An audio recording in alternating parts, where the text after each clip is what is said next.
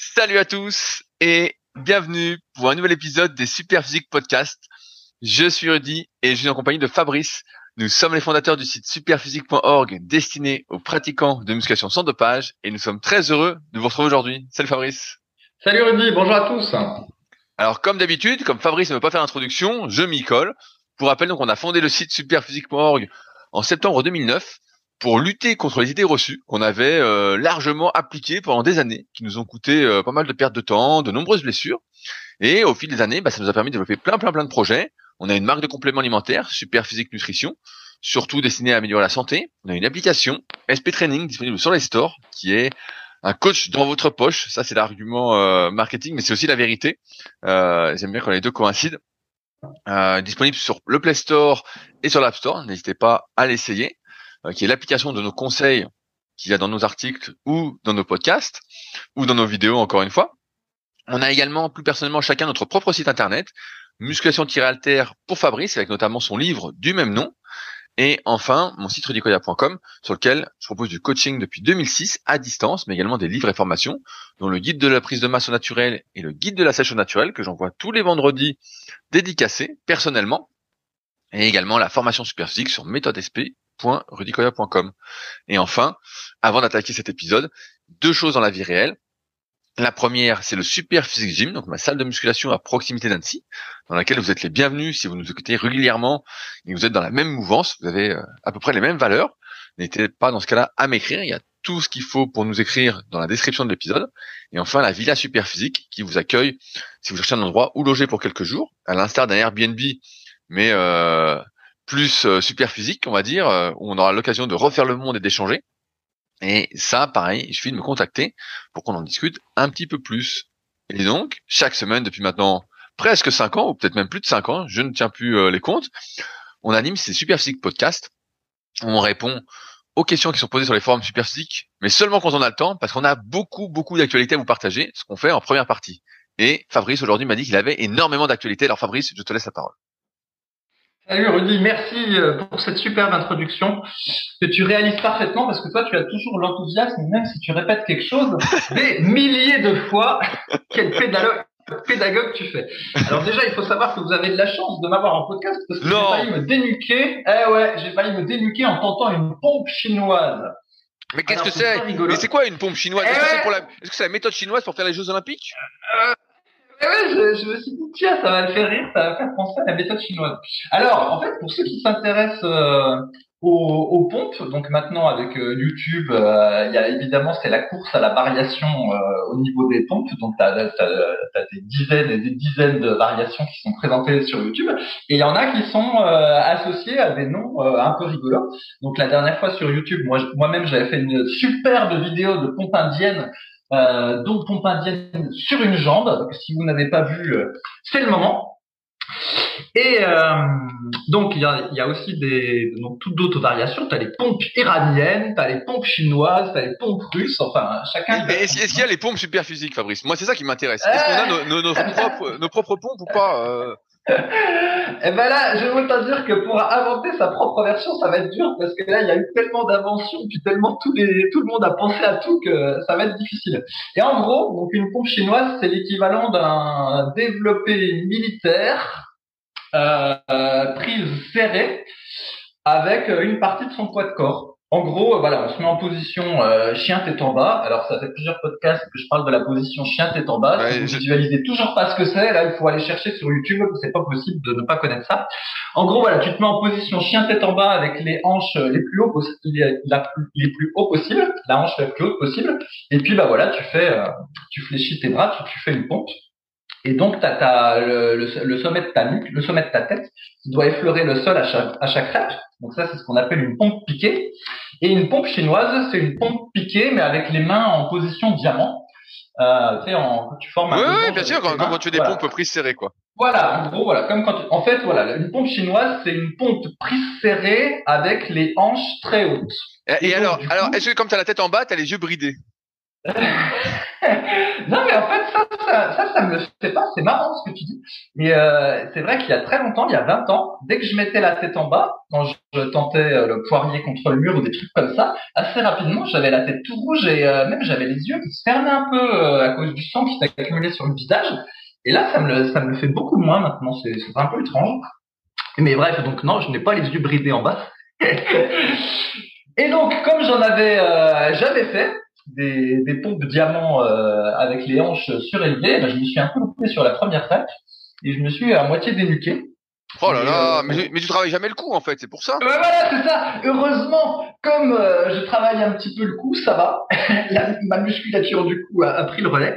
Et finalement, je suis encore en vie et encore là pour faire le podcast.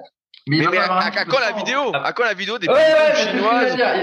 Moi, j'aimerais voir des pompes chinoises claquées. Est-ce que ça, c'est possible? Oui.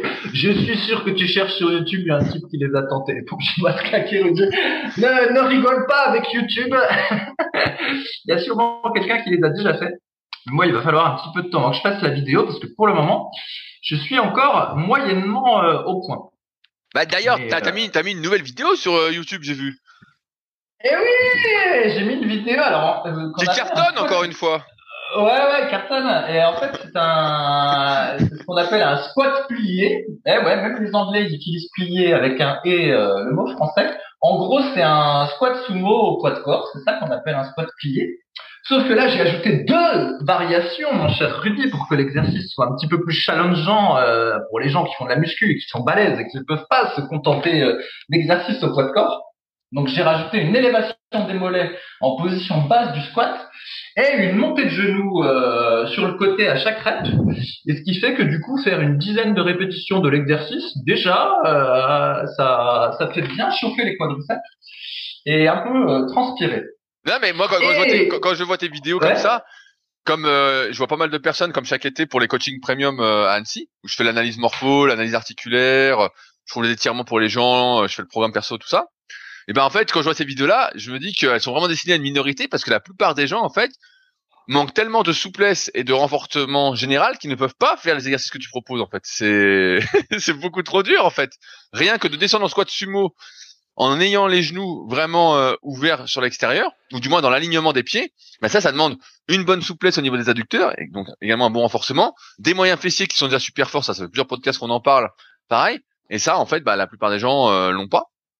Donc tu montres des exercices, Fabrice, que personne ne peut faire ou presque. Est-ce que tu t'en rends compte? Ouais, bah je m'en rends pas trop compte, vu que je m'entraîne toujours tout seul. Et sachant que là, pour moi, c'est un exercice que déjà j'ai déjà un petit peu honte de mettre, tu vois, sur la chaîne Super Physique. Je me dis, oh, on va se foutre de ma gueule, on va dire que je fais des exercices de fillettes, tout ça. Bah oui, de Véronique et Davina. Moi, quand je te vois monter j'ai envie de mettre la musique, tu sais, musique. et je te vois en collant, avec un slip par-dessus le collant. Et puis la musique, quoi, tout YouTube, quoi. Ouais.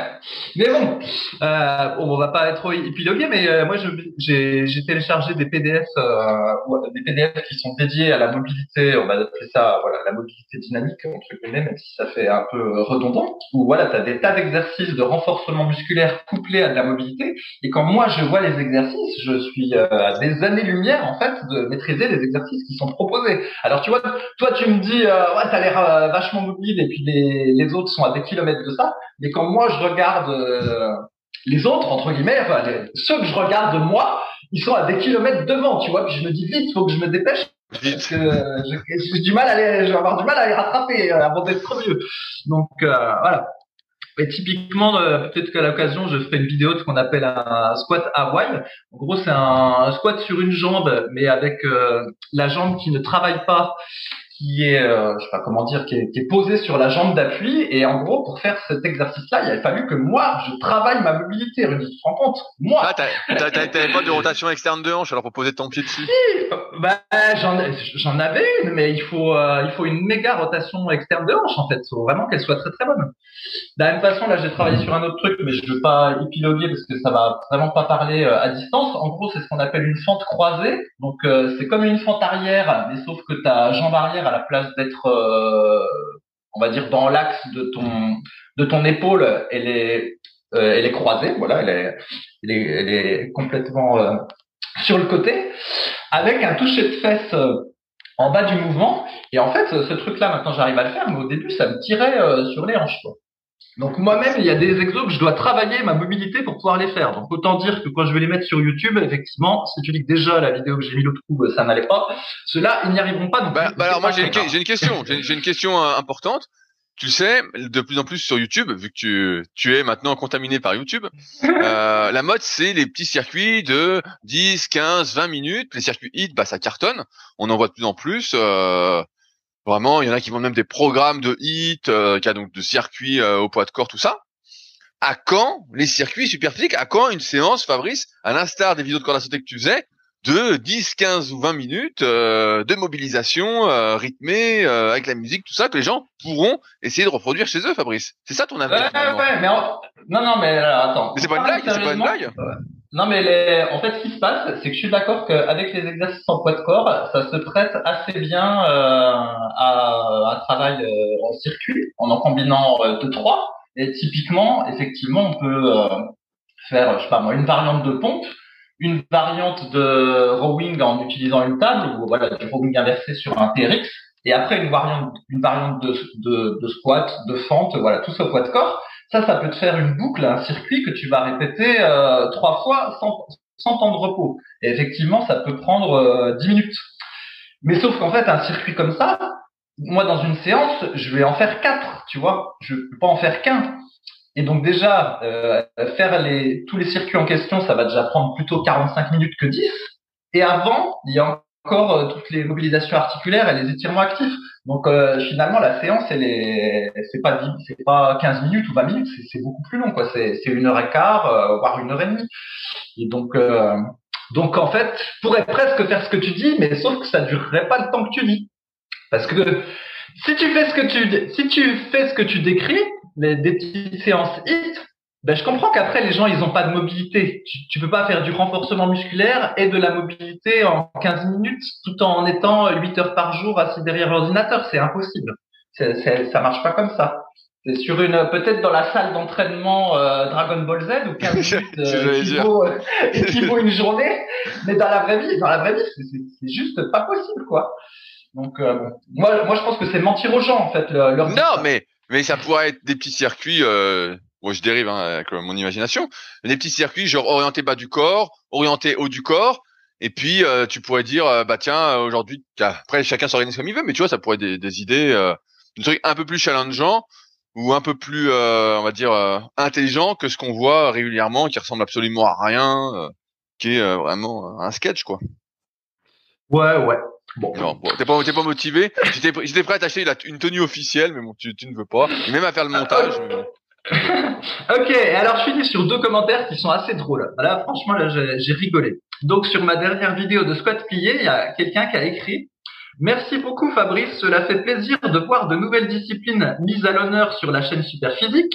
Donc là, il fait référence aux plusieurs vidéos poids de corps et peut-être de corde à sauter que j'avais mis. Et attention, le meilleur pour la fin. C'est dommage que tu ne fasses pas de musculation car je pense que tu serais plutôt à l'aise. Merci dans tous les cas.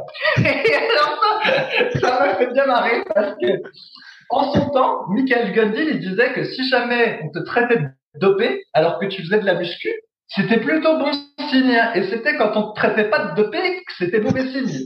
Mais alors là, quand on te dit que tu fais pas de muscu, qu'est-ce que tu dis? Et alors là, quand tu reçois un commentaire qui te dit c'est dommage que tu fasses pas de muscu parce que tu as manifestement un bon potentiel. Alors là, c'est pas bon signe. C'est pas bon signe. Bref, ça m'a fait rire. Heureusement qu'on a le recul parce que t'aurais 20 ans, ça te tue ce commentaire. Hein. Ouais. Mais c'est vrai que là, depuis que je fais chouchou aux exercices au poids de corps, c'est au niveau des bras, j'ai pas mal perdu. Puis comme je suis toujours en t-shirt sur les vidéos, bah, c'est surtout les bras qu'on voit. Et c'est vrai que j'ai pas mal paumé des bras. Fabrice, enfin, avant une vidéo ou une photo, faut toujours faire une série de curls et une série de pompes. Qu'est-ce que tu fais? Comprends rien, toi. T'as pas appris tout ça? Ouais, mais encore, les vidéos, je les fais à la fin de ma séance. Donc, je suis déjà, entre guillemets, un peu congestionné. Mais, sauf que, au poids de corps, c'est vrai que hormis les tractions, t'as rien pour les biceps, quoi, hein. Faut dire la vérité, c'est pas évident du tout. Et alors, un autre commentaire qui est exactement à l'inverse. Donc cette fois-ci, c'est un type qui a regardé mon ancienne vidéo de squat gobelet avec haltère et lui, il écrit costaud le Fabrice en fait. Tu vois, j'aime bien le en fait. Et ça, Rudy, je pense que c'est à force de me dénigrer dans les podcasts, Mais oui, moi-même de m'auto-flageller. À force moi-même de m'auto-flageller dans les podcasts, et je pense qu'il y a pas mal de gens qui pensent que je suis nul, tu vois. Mais bon, c'est pas très écoute, grave. si t'as besoin d'un programme de musculation, je connais un très bon site. Il s'appelle www.superphysique.org. Tu peux prendre le programme rubrique débutant. Et avec ça, vu ton potentiel, à mon avis, tu vas exploser. Ouais, je pense, bah ouais. En plus, comme j'ai un petit peu de mobilité, je vais pouvoir faire plein d'exercices efficaces, comme le pullover, tout ça, ça va très bien se passer. Alors, mon petit Rudy, je voudrais revenir sur autre chose dont on a déjà parlé, qui sont les étirements actifs et les étirements passifs. Alors, allez, je t'écoute, je suis bien assis, je suis prêt. Ouais. Donc, je rappelle ce que c'est.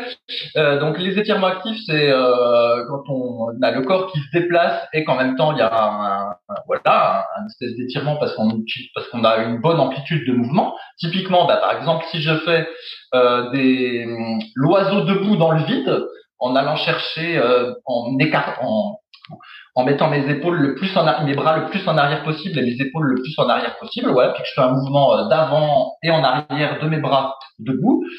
Ça, on dirait que c'est un étirement actif. Alors que, non, c'est un mauvais exemple. Je change d'exemple, excusez-moi. Donc, si je fais des fentes arrière sur place au poids de corps en faisant un grand pas vers l'arrière, ça c'est un étirement actif. Voilà.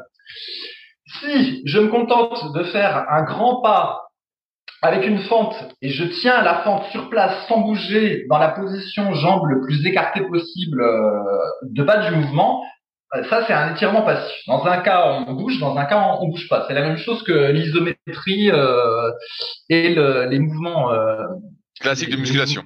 Voilà, classique de musculation. Voilà, en fait un étirement passif, c'est l'équivalent d'une contraction isométrique en muscu. Et donc, si vous vous souvenez, il y avait eu toute une polémique sur les étirements il y a 10 ans ou il y a 20 ans où ça disait il faut pas faire d'étirements avant de s'entraîner parce que ça nique l'entraînement, il faut pas faire d'étirements du tout parce que c'est pas bon, ça après on est moins fort, machin. Bref. Et au final, le consensus, et d'ailleurs nous on y était arrivé déjà intuitivement, en gros c'est de faire des étirements actifs et des mobilisations articulaires en début d'entraînement et des étirements passifs à la fin de l'entraînement. Et grosso modo, c'est comme ça que ça doit être pour optimiser le tout. Sauf que, de plus en plus, mon cher Rudy, les étirements passifs en fin de séance, je les remplace par mes fameuses marches d'animaux, qui sont en fait des étirements actifs, parce que je me suis rendu compte que c'était plus efficace et avec moins de risque de blessure. Alors, je t'explique. Par exemple, un étirement passif qu'on peut faire en fin de séance pour étirer le deltoïde antérieur, c'est on se met debout, on s'éloigne un petit peu d'un mur et puis on met le bras pour toucher le mur. Je sais pas si tu visualises. Oui, non, mais bien sûr. De toute façon, il y a l'encyclopédie d'étirement sur Superphysique qu'on avait fait en 2010 et qui était la toute première. Hein. Donc, si jamais, vous pouvez voir plein d'étirements sur le site.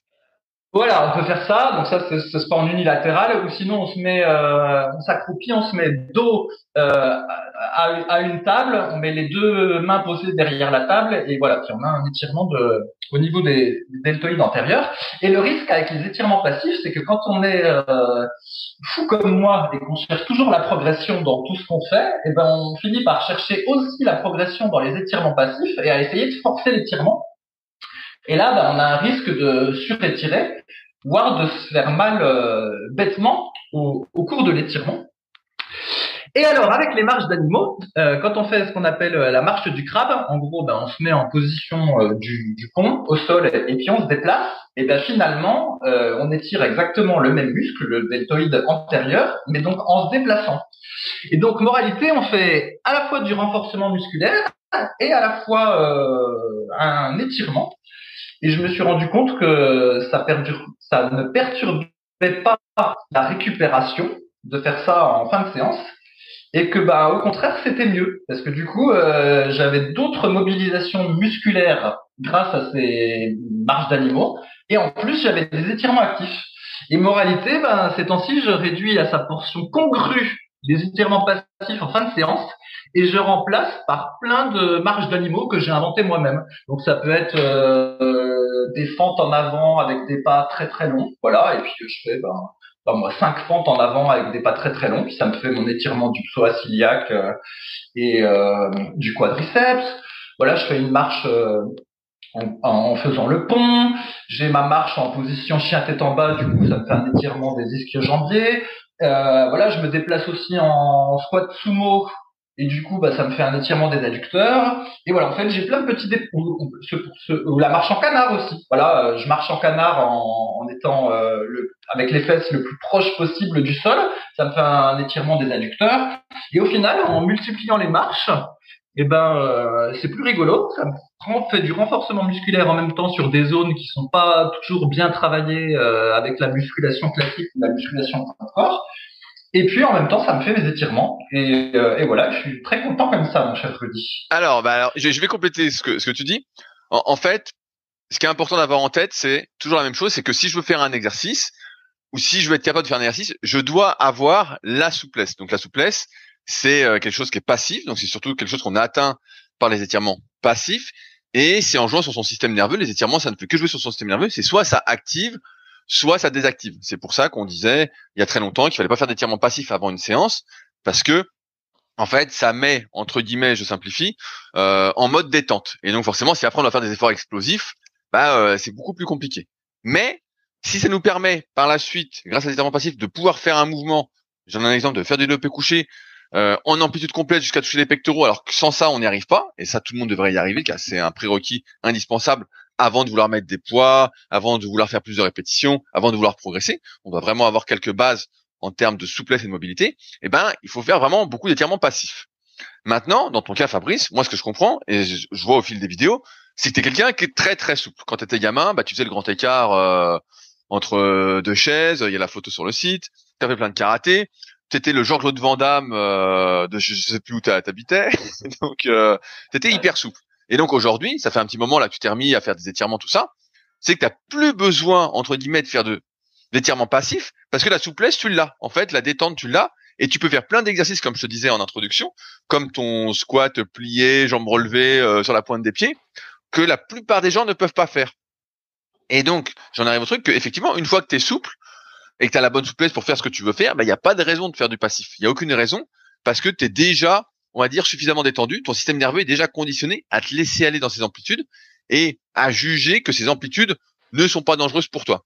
Sauf que, pour la majorité des gens, et ce que je vois, encore une fois, les personnes que je vois, donc pour moi c'est la majorité, mais c'est peut-être pas votre majorité à vous, mais en fait, ils ont tellement peu de renforcement musculaire et tellement peu de détente, on va dire, que leur système nerveux, c'est comme si ils crispaient tout, en fait. Ils ont du mal à se pencher en avant, faire un squat sumo, bon, on n'en parle pas, faire une rotation externe de hanche, alors on parlait, bon, là, c'est rien que s'asseoir, mettre la jambe à 90 et puis mettre l'autre par-dessus, ça, c'est hyper dur sans qu'ils arrondissent le dos. Il y a plein de trucs comme ça qui sont impossibles. Et c'est pourquoi les étirements passifs, ça reste, entre guillemets, la base pour pouvoir faire des mobilisations, des étirements actifs. Maintenant, il y a un autre intérêt, et je te poserai la question en même temps, c'est que normalement, en fin de séance, comme tu t'es activé, tu es vraiment ce qu'on appelle en mode sympathique, orthosympathique, d'un point de vue système nerveux, donc tu es activé, tu es activé. Le but de faire des étirements passifs en fin de séance, c'est pas forcément de gagner de la souplesse, c'est plutôt de faire quelque chose, à l'instar de faire de la respiration lente, c'est de se remettre en mode parasympathique et de se calmer nerveusement pour se mettre, on va dire, en mode récupération. Si on fait pas ça, on reste, entre guillemets, toujours dans cet état actif et on récupère moins bien. Donc il y a les étirements passifs qui sont une porte d'entrée, on va dire, vers ce mode parasympathique. Il y a la respiration, il y a la marche lente, il y a arriver à se détendre. Il y a plein de petites, écouter de la musique douce, il y a plein de petites choses comme ça qu'on peut faire. Et qui peut être utile pour tous ceux qui sont plutôt tendus de base. Donc moi c'est mon cas, donc j'aime bien m'étirer en fin de séance tranquillement. Mais en dehors de ça, sinon c'est pas, d'après tout ce que j'ai pu lire et tout ce que je recense dans mon article sur les étirements en musculation sur mon site rudicoya.com, donc un très long article que j'avais écrit pour mes élèves en BPGEPS, donc ceux que je forme pour devenir coach sportif. Donc des fois j'écris des articles exprès pour eux. Et en fait, mieux vaut faire, si on manque vraiment de souplesse, et comme a dit Fabrice tout à l'heure, mieux vaut s'étirer vraiment tous les jours, peut-être plusieurs fois dans la journée, de manière passive, 30 secondes, 1 minute, parce qu'on est le reflet de nos habitudes, et c'est comme ça que ça va venir. Mais c'est pas en fin de séance quand t'es mort qu'il faut chercher à fond, on va dire, le gain de souplesse. Et il faut rappeler, et je vais remettre dans un contexte, c'est que Fabrice, tout comme moi, on a la possibilité de s'entraîner plusieurs heures par jour, ce qui n'est pas le cas de la majorité. Et c'est pourquoi, si vous pouvez vous entraîner peut-être qu'1 heure par jour, ou vous n'avez même pas 1 heure par jour, bah mieux vaut, je sais pas si vous êtes au boulot, entre deux, vous vous levez, à faire 2-3 étirements, et puis 1 heure après, refaire 2-3 étirements, en faire un peu toute la journée pour se mobiliser. De toute façon, on est le reflet de ses habitudes, et sinon, bah, ça va être compliqué de pouvoir faire les marches animales de Fabrice, qui nécessitent justement déjà une bonne souplesse de base, qu'est la souplesse, qui est, on va dire, la base indispensable pour pouvoir bouger ensuite activement, renforcer ses muscles, parce que sans souplesse, tu peux pas aller là où tu peux pas aller, et donc si tu peux pas aller là où tu peux pas aller, bah tu peux pas, tu peux pas bouger quoi. T'es bloqué, et donc tu seras jamais un super animal, et tu pourras pas faire les vidéos de Fabrice sur YouTube qui vont se complexifier au fur et à mesure. Voilà. Eh oui, rassure-moi Rudy, tu penses que les gens, ils n'arrivent même plus à faire une marche en canard? Tu crois que même si je mettais une vidéo de marche en canard sur YouTube, c'est déjà trop haut niveau? Je sais pas, je sais pas. Ça dépend. En fait, là, avec les coachings premium, en fait, je me rends compte, bah, je vois pas mal de publics un peu différents. Et des fois, il y en a qui ont vraiment une super mobilité. Bah, je pense à Fred, qui était venu, je sais pas s'il nous écoute, mais il y a 2 semaines, il y a un de mes anciens élèves en coaching qui avait suivi justement la formation super physique au complet. Bah, lui, il avait une méga souplesse, donc lui, je pense, il n'y a pas de souci. Là, j'ai vu cette semaine, donc lundi, j'ai vu Yannick. Bah lui, il était raide comme un piquet. Le haut était super bien et tout, et le bas était vraiment très raide. Donc lui, c'est sûr que la marche en canard, il peut pas le faire. Il y a pas de, il peut pas se mettre, il peut pas s'accroupir de toute façon. Mais la tendance, c'est plutôt ça, c'est plutôt que les gens peuvent de moins en moins s'accroupir, peuvent de moins en moins lever les bras au-dessus de la tête ou mettre les bras derrière le corps. C'est plus ça la tendance, et c'est normal parce que nos habitudes aujourd'hui nous prédisposent, si on est assis toute la journée et qu'on bouge pas et qu'on n'utilise pas certaines amplitudes, bah, à perdre ces amplitudes. Et donc, comme je le dis souvent, on est le reflet de nos habitudes. Si tu n'utilises pas, bah tu perds en fait. Alors après, ça peut venir, mais si ça fait 40 ans que tu bouges pas, bah ça va être beaucoup plus de temps à venir que si tu bouges tout le temps. C'est aussi simple que ça. C'est pour ça qu'on conseille de se mobiliser au moins chaque jour. Et si on a le temps, bah même de faire des étirements sur les zones où on manque de souplesse pour dire à notre système nerveux, tu vois, cette position-là, je la tiens suffisamment longtemps. C'est une position sécuritaire. Donc, tu peux l'accepter. Entre guillemets, tu communiques avec toi-même. Et ensuite, la souplesse, ce sens, c'est que, j'ai envie de dire, de la confiance inconsciente. Voilà. Ok, très bien, mon cher Rudy. Eh bien, moi, j'ai fini pour mes petites expériences du jour. Alors, figure-toi que moi, j'ai une actualité et que tu es passé à côté, alors que je pensais que c'est quelque chose que tu suivais. C'est ce qui a généré le plus de chiffre d'affaires au supermarché en termes de boissons et en termes d'alimentation. Et donc, on va faire un petit jeu. J'ai le papier devant les yeux. Fabrice, à ton avis, on va commencer par les boissons. Qu'est-ce qui a généré? C'est à chaque fois c'est le top 10, mais on va faire le top 3, sauf pour les aliments parce que c'est drôle. Qu'est-ce qui a généré le plus de chiffre d'affaires en termes de boissons au supermarché dans le premier semestre 2022? Le Coca-Cola. Ça doit être Coca-Cola qui est Alors, la bouteille de Coca-Cola de 1,75 litres est troisième. Donc, c'est pas le Coca-Cola qui est premier, Fabrice. Ah mince! Ah bah alors là, ça va être dur parce qu'en dehors du Coca-Cola, est-ce que ce serait peut-être du jus de fruits alors, genre du jus d'orange ou quelque chose comme ça? Alors, je tiens à dire qu'il n'y a aucun jus de fruits dans le top 10. Ah mince! Alors déjà, pour ceux qui nous écoutent, faut qu'ils sachent que les jus de fruits, moi on me paye, j'en mange pas hein, du jus de fruits de supermarché. C'est normal, Henri, ça se boit, ça se mange pas, mais ça se boit. Mais je suis d'accord avec toi. Non, mais puisque le podcast est un peu pédagogique, en fait, les jus de fruits de supermarché, on nous présente ça comme un truc diététique, mais en fait, c'est de l'eau sucrée, hein, c'est tout. Il y a plus de Si, il y a des vitamines, dedans, Fabrice, il y a marqué des vitamines. il y a plus de fibres, il y a plus de vitamines. En gros, c'est de l'eau sucrée, et ce qui se passe, c'est que le sucre des fruits est pas terrible, hein. Donc c'est un mélange de fructose, glucose et saccharose peut-être. Bon, peu importe, ça n'a aucune importance. Mais en gros, ce qui fait que les fruits sont bons à la santé, bien qu'ils soient très sucrés, entre guillemets, pour simplifier, hein, c'est parce qu'il y a des fibres dedans.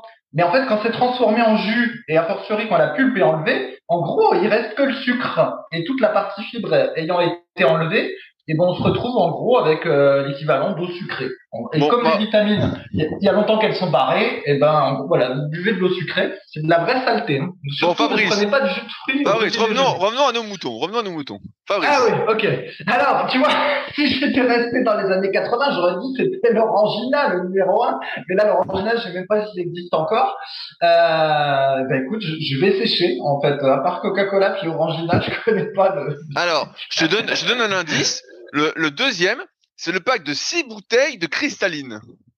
Ah oui, non, ben d'accord. Ok, c'est de l'eau.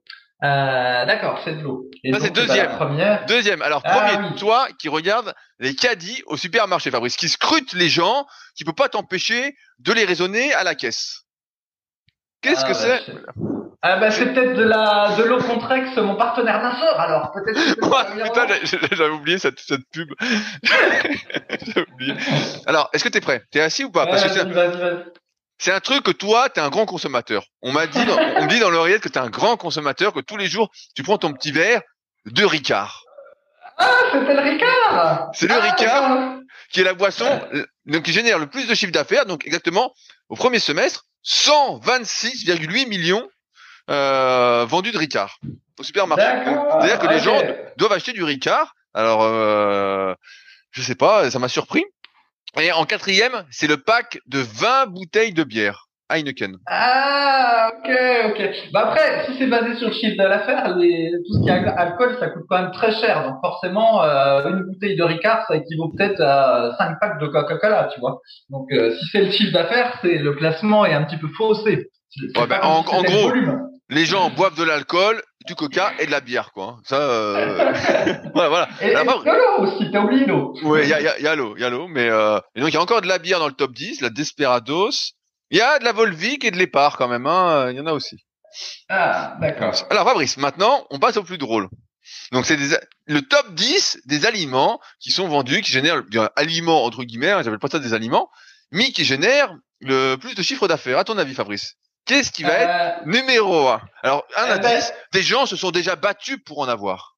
Alors, oui, le Nutella. C'est le Nutella. Le pot de Nutella. Alors, c'est le pot de Nutella de 1 kg.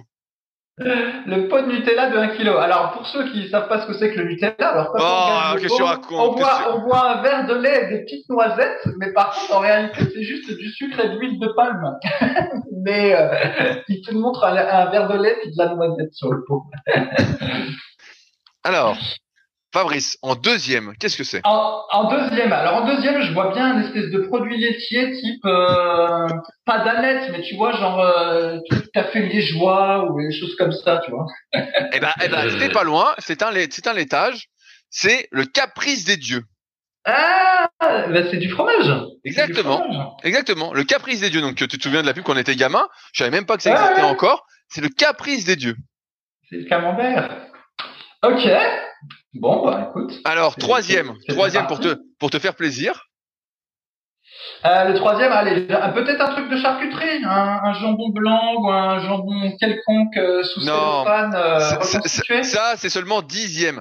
4 tranches de jambon Herta, le Bon Paris, c'est 10e. Ah, c'est peut-être trop diététique encore ça pour la plupart des gens. Alors je sais pas, bah peut-être une pizza congelée sur pizza congelée. Allez, je t'aide un petit peu. Troisième, parce que ça va être dur à trouver, c'est le petit pot de Nutella, le 825 grammes au lieu du 1 kg. Ah ouais, bah c'était piégeant ton truc. Le Nutella. Alors, allez, j'imagine bien les gens au petit déjeuner manger une tranche de pain de mie avec du Nutella et un verre de jus d'orange. Comme ça, ils se disent, oh, bah, j'ai des vitamines avec le jus d'orange, j'ai du lait avec mon Nutella et des bonnes noisettes, et puis, bah, j'ai du bon pain pour avoir de l'énergie toute la journée. Alors, en quatrième, allez, je fais la liste, hein. En quatrième, c'est les 250 grammes de beurre doux président. Ok, bon, ça va. Les gens pensent que le beurre c'est diététique, alors que peux-tu faire? Donc ensuite, en cinquième, c'est le café carte noire. Ouais. Donc ça, pourquoi pas. Alors en sixième, c'est surprenant, je ne savais pas, mais a priori, il y a beaucoup de gens qui ont des chats, puisque c'est le sac de 400 litières Hygiène Plus de 10 litres. Ok. Et alors, pour évacuer toute cette malbouffe, ce qui est le plus vendu. Après, Fabrice, c'est les 12 rouleaux de papier Lotus Confort.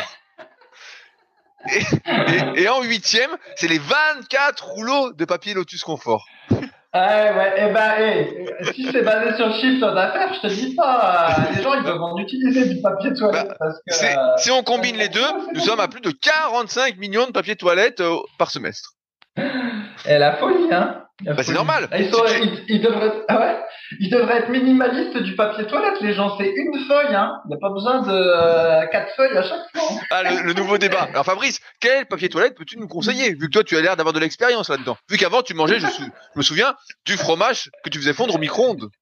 Alors quel papier toilette conseilles-tu? Encore en train de me dénigrer. Bah du tout, t'as l'expérience. Je mets en avant ton expérience pour le meilleur conseil. J'ai pas de conseil de papier toilette, mais j'ai remarqué qu'il y en avait qui utilisaient plusieurs feuilles à chaque fois au lieu d'une seule feuille. Et du coup, ça, c'est du gâchis. Non, mais en tout cas, c'est assez drôle de voir que c'est Nutella, fromage et beurre qui sont les plus vendus. Et juste après, donc, les gens prennent soin plus des chats et ensuite achètent du papier toilette, quoi. C'est vraiment, c'est vraiment un sketch, quoi. Non, mais franchement, le Nutella, s'il y a des gens qui nous écoutent, qui donnent du Nutella à leurs gosses, ils méritent la prison directe. C'est de la maltraitance, hein. Franchement, j'ose le dire, c'est de la maltraitance. Non, mais le Nutella, c'est du sucre et de l'huile de palme. Et encore, comme ça se trouve, maintenant, ils ont du mal à sourcer l'huile de palme avec la guerre en Ukraine. Ça se trouve, c'est un mélange d'huile de palme et d'huile de tournesol, probablement, maintenant, dans la recette actuelle. Même si c'est pas mentionné sur l'étiquette. Non, mais c'est vraiment. Non, mais bon, c'est une honte, ce truc-là. Franchement, ça ne même pas exister. Franchement, avec un petit verre de Ricard au petit-déj, c'est bien. Un petit verre de Ricard ou de Coca. Allez, 2 Coca, on est sympa, avec du Nutella et un petit morceau de Caprice des dieux. Et le tout sur du pain avec du beurre juste en dessous pour que ça fonde un peu plus. Ça aurait été intéressant d'avoir la ventilation du Coca-Cola pour voir si c'était le light, le zéro ou le. Ah non, bah je pense que c'est le Coca normal. Attends. Parce qu'après, t'as le Coca qui repasse, qui est 5e, avec le pack de 6 canettes. Au lieu de la bouteille de 1,5 litres. 1,75. Donc Fabrice, tu étais passé à côté de cette information et je suis assez outré. Je pensais que tu l'aurais vu, quoi. Je m'entraîne trop en ce moment, je regarde moins l'actu. Et qu'est-ce que je veux dire? Je vais en finir sur cette histoire du Nutella pour bien enfoncer le clou. Quand j'allais à la Vie Claire, avant que le magasin fasse faillite, parce que les gens ne vont plus à la Vie Claire, c'est trop cher, ils vendent l'équivalent du Nutella, mais en version truc bio, un peu diététique. Oui, bien sûr. Je vois.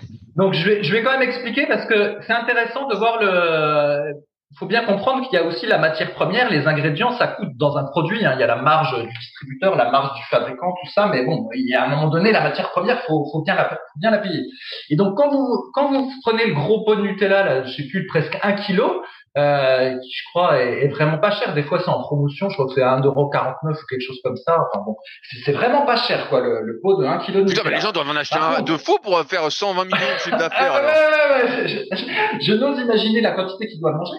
Et quand tu vas à la Vie Claire ou dans un magasin bio, t'as ce qu'ils appellent une espèce de pâte à tartiner aux noisettes. Et en fait, tu regardes les ingrédients. En gros, c'est essentiellement de la purée de noisettes qui va être coupée avec du sucre de canne. Et je crois qu'il y a peut-être un petit peu d'huile pour avoir un aspect crémeux. Mais en gros, voilà, c'est de la purée de noisettes coupée au sucre. Et là déjà, ce tout petit pot-là, ça doit coûter 4 ou 5 €. Ok? Mais c'est peut-être 150 grammes ou 200 grammes. Hein, c'est vraiment une quantité très petite. Et après, t'as le pot qui coûte cette fois-ci presque 10 balles. Cette fois-ci, c'est de la purée de noisettes pures. Et de temps en temps, des fois, ils la coupent avec de la purée d'arachide ou quelque chose comme ça, qui est un petit peu moins cher. Et en gros, là, t'as une espèce de pâte à tartiner sans sucre. Et voilà, c'est presque 10 balles. Et il y a vraiment une toute petite quantité. Et c'est pour vous donner la comparaison avec le pot de 1 kg de Fabrice, 100 grammes de Nutella. Est-ce que t'es assis? Alors, pendant Maintenant, je suis debout, là.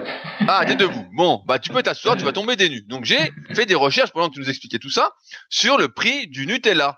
Alors, vas-y. Pour 1 kilo, sur le site Carrefour, c'est 5,56 €. Mais si t'en achètes 2, le deuxième est à 50%. Donc, ça te revient finalement à 3,75 €. En gros, voilà. Ouais, Ok, alors, voilà. maintenant, j'ai la liste des ingrédients pour toi, Fabrice. Sachant que en France, la législation impose de mettre les ingrédients dans l'ordre en fonction de la quantité qui figure dans le produit. Premier ingrédient, Fabrice. Qu'est-ce que Bah, c'est? c'est du sucre. C'est le C'est sucre. du sucre, c'est du sucre. C'est du sucre. Le Deuxième, deuxième ingrédient, ça doit être l'huile de palme. l'huile de palme, exactement, exactement. Ok. Troisième ingrédient. Le troisième, alors attends. Sucre, huile, bah à un moment donné, il faut bien qu'il y ait un petit peu de noisette. Non, là, ça doit être un truc un peu style laitage. Ça doit être de la poudre de lait ou quelque chose comme ça. Un truc du style. C'est d'abord, il y a d'abord 13% de noisettes, Fabrice. Ah, 13% de noisette, ok. Et ensuite, c'est la poudre de lait. Exactement, lait écrémé en poudre, 8,7%. Voilà. Et puis, bah après, sur la fin, je sais pas ce qu'il peut y avoir. Je suis pas sûr qu'il y ait d'arôme, là, pour le coup, dans le Nutella. Donc, peut-être des conservateurs, après, sur la fin. Alors, il y a un cacao maigre, Fabrice, parce que faudrait pas que ce soit trop gras quand même. Donc, cacao maigre de 7,4%. Ça, c'est peut-être pour relever un peu le goût, pour donner Voilà. un petit peu d'amertume, pour compenser le sucre. En fait, ça, j'ai déjà remarqué, c'est une technique qu'ils utilisent.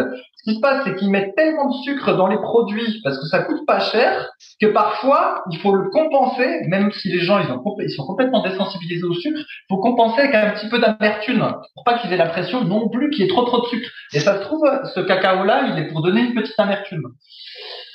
Et enfin, il y a un émulsifiant.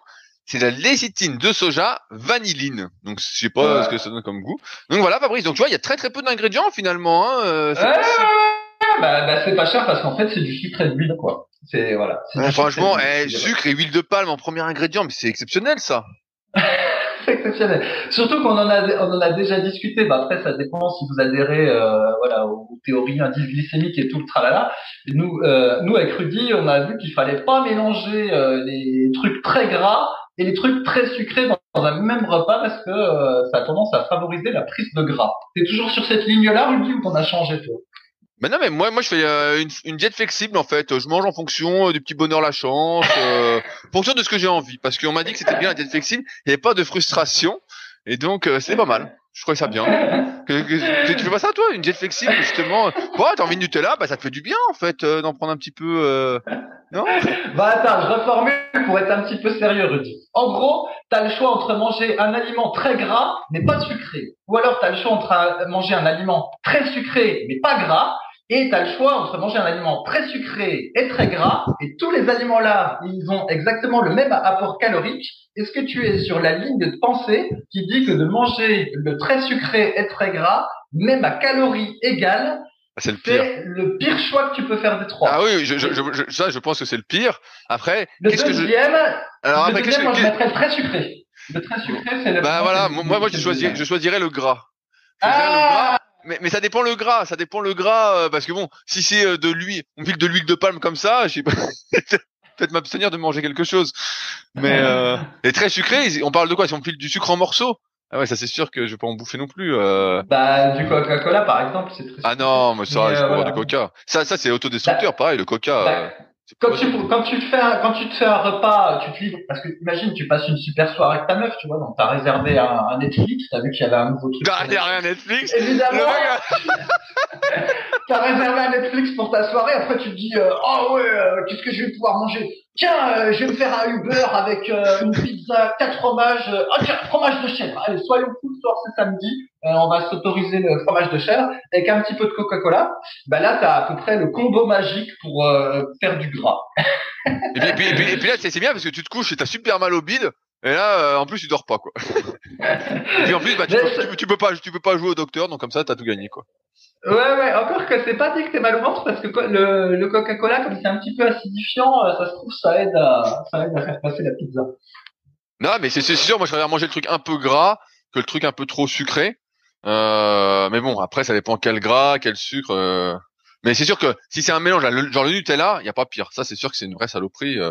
Mais bon, c'est intéressant de voir ça parce que ça montre bien que, encore une fois, ça corrobore ce à quoi on assiste depuis plus de 20 ans. C'est une dégradation de la condition physique des gens, déjà dans l'aspect visuel avec des aliments comme ça, et après dans le côté un peu capacité de bouger, fonctionnalité, tout ça, des gens parce qu'ils font de moins en moins d'activités et que voilà, comme je disais tout à l'heure en rigolant, la mode maintenant c'est des séances de 10, 15, 20 minutes chez soi 3 fois par semaine et forcément bah en 15, 20 minutes on peut pas compenser 17 fois 24, ça fait quoi? 140, 168 heures d'inactivité, moins 3 fois 20 minutes, donc moins 1 heure, donc 167 heures par 1 heure, ça se compense pas comme ça, quoi. Donc c'est même pas mon échauffement, en fait, leur séance. C'est même pas mon échauffement. ouais, mais toi tu t'échauffes beaucoup, c'est pour ça, tu t'échauffes beaucoup trop, Fabrice. Ah ouais, c'est vrai qu'on peut se poser la question, effectivement, peut-être que je m'échauffe trop, mais en fait, parce que moi, mon échauffement, c'est aussi c'est des mobilisations articulaires pour maintenir ou travailler la souplesse aussi, ça vient et la mobilité, ça vient pas comme ça, hein. C'est aussi je sais bien. c'est l'échauffement, hein. Sinon c'est pas possible, hein. C'est pas beau de vieillir quand même, hein. Et allez, alors sur ce, aujourd'hui on fait un podcast un petit peu plus court parce qu'on est un peu pris par le temps. Malgré tout, j'avais prévu de répondre à une question de Seb sur les forums. Je vais aller lui répondre ensuite directement sur le forum. Il y avait une question hyper intéressante sur l'entraînement pour être entre guillemets plus fonctionnel en sport. Et ma réponse sera retrouvée sur mon topic qui s'appelle Rudy Koya, posez-lui vos questions pour ceux qui voudront aller voir la réponse, qui sera intéressante et peut-être qu'on en parlera la semaine prochaine dans le podcast, un peu plus en détail. Mais aujourd'hui, voilà, on est un peu pris par le temps. On espère toutefois que vous avez passé comme d'habitude un bon moment en notre compagnie. Vous avez bien rigolé, que ça vous a donné le sourire et des bonnes ondes. Si vous avez des questions ou autres par rapport à ce qu'on a dit, vous souhaitez réagir parce que ça vous fait marrer aussi, n'hésitez pas à le faire sur les applications de podcast, soit SoundCloud. Mettez des notes si vous le pouvez. Que vous avez 10 secondes à perdre sur Apple Podcast et sur Spotify. Un petit 5 étoiles sur 5, un petit commentaire, ça fait toujours plaisir. Les questions qui n'ont rien à voir avec le podcast, ça se passe sur les forums Superphysique, qui sont les derniers forums du web concernant la musculation, qui ont plus de 20 ans, donc qui sont encore pas mal actifs. Donc vraiment, n'hésitez pas, il y a pas mal d'animations. Et puis nous, on se retrouve de toute façon la semaine prochaine pour un nouvel épisode dans la bonne humeur. En attendant, entraînez-vous et surtout, ne mangez pas de Nutella. Salut à tous. Voilà. Et s'il y en a un qui ose me dire en commentaire que c'est la dose qui fait le poison et qu'on peut manger un petit peu de Nutella, ça c'est tout le bullshit des faux diététiciens. Le bullshit. C'est du bullshit des faux diététiciens qui, ça se trouve, sont sous contrat avec Ferrero pour faire de la propagande à la con. Ça n'existe pas, cette histoire de c'est la dose qui fait le poison. En général, tout le pot y passe. Le poison, c'est le poison. Allez, ça sera le mot du podcast. Allez. Allez, salut. Salut.